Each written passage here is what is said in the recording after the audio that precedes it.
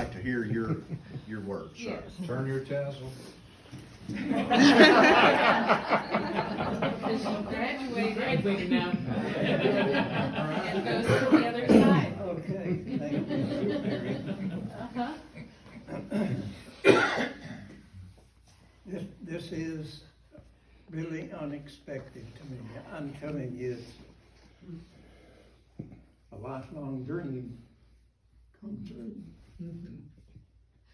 And the real story of it, when I came out of service, I had an honorable discharge. And I was also proud of that. So I went to the University of Tennessee, the Martin Branch. And I went in and talked to the dean and asked him if there was anything that I could come there and refresh my memory of anything in elementary school or high school and study for a GED and maybe get my GED through the University of Tennessee at Martin Branch. And he said, yes, we've got a refreshment course. And he told me how much it would cost. And of course, just coming out of service, I didn't have that kind of money. But he said, as you have an honorable discharge, we'll give you a cut rate and we'll let you pay it by the month as you have it. And I thanked him. So I went there and I'd taken the studies. I got my passing grades and I bounced out of there happy as I could be. And then I got back to Hollow Rock and I looked up Mr. Cooper. He was working on the weekends at a grocery store there to supplement his salary as a teacher. And then I handed him my papers. And I said, Mr. Cooper, I went to Martin Branch. I've taken a refresher course, trying to get my GED. And they give me these passing grade papers and said to take them to my former school superintendent. And he would sign it and then bring them back to the Martin Branch and I'd get my GED diploma.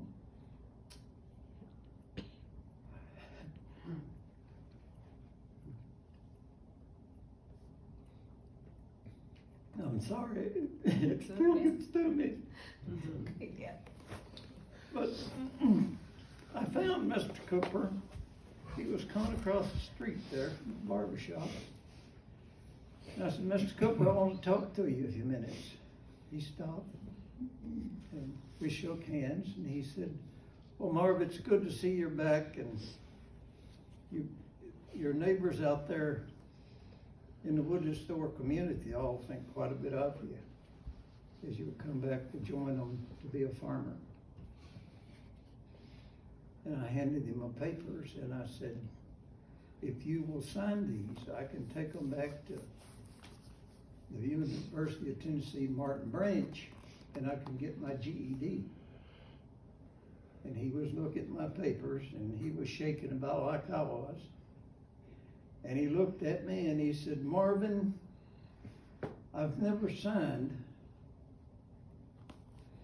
a GED for a service person in all my years of teaching. And he said, I'm not going to start with you.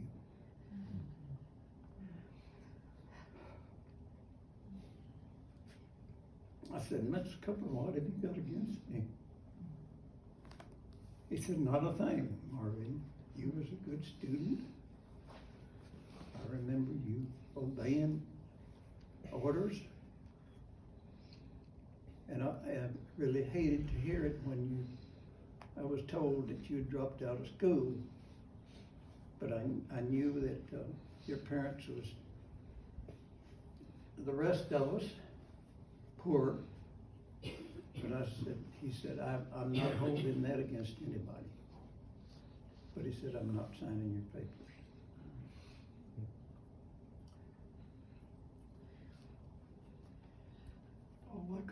go back home, you know. My father-in-law, when I went in, he looked at me and he said, what went wrong? It was on my face again. And I told him. He just got up and he went out and he got in his pickup truck and he left. And my mother-in-law came in, she says, where was Ezra going? I said, I have no idea. He didn't tell me. He went to Hollow Rock and hunted Mr. Cooper up and had a few words with him. But that didn't do any good either. So when he got back home, I told him, I said, Mr. Webb, don't go to anybody else. I said, I've made it this far. God was with me all through Korea. I said, I lost a lot of good buddies trying to keep our freedom. And they was telling us that we was trying to keep communism out of the United States of America. And I said, that's good enough for me. And that's the way it's been. But I've always stressed to my two girls, my grandchildren, my great-grandchildren, and education is very important. And as far as you can go that far. And Mary and I were so proud of our girls. Pam had got out of high school early, graduated. She had to wait to graduate with the gang. I don't remember how many weeks ahead you got out. But then, right out of high school, I told her, or the mother and I told her, said, if you want to go to college, we'll do the best we can to help you. She looked at me. She said, Dad, I'm done with school. Fair enough. I said, well, don't feel that way, babe. I said, you've always made good grades. We've had a few ups and downs getting through it with homework. She went to State Farm Insurance, got a job. And if I'm not mistaken, it'll be 42 years this coming May. She's still a State Farm agent. It can write you a policy. This one came along. Free advertisement. This one came along and long about sophomore in high school. She informed Mother and me that she wanted to go to some universities that had a nursing school in it, nursing course. She wanted to be a nurse, right? Yes. That was sophomore. Yeah. We went, I think, to Ohio, we went to Kentucky and Illinois, and she settled on Olivet University, Kankakee, Illinois. And along about that time,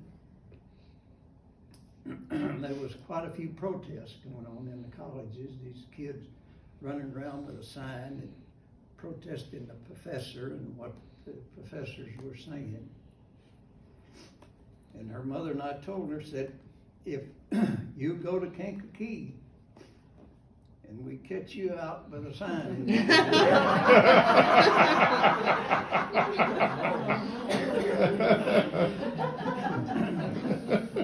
we're coming down there and getting you. You're coming home and you're going to get a job. The rest of us. But we never had to go to Kankakee, only to the graduation. She got a BS degree in nursing. We've always been proud of our two girls. They both always been ready to help anyone that they thought needed help. and that always meant a lot to us.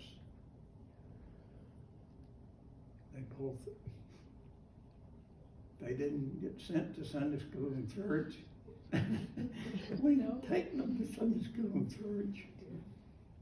They both became Christians, were baptized, and of course got their own families now, and I'm very proud of both of them. And you just don't know.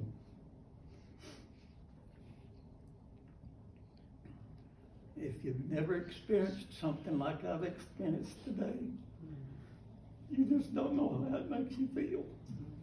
That your family got behind you and kicked you on out and said, you quit too quick. But I thank all of you for coming today. I know that some of you traveled quite a ways to be here, but I thank each and every one of you so much for being here. Oh.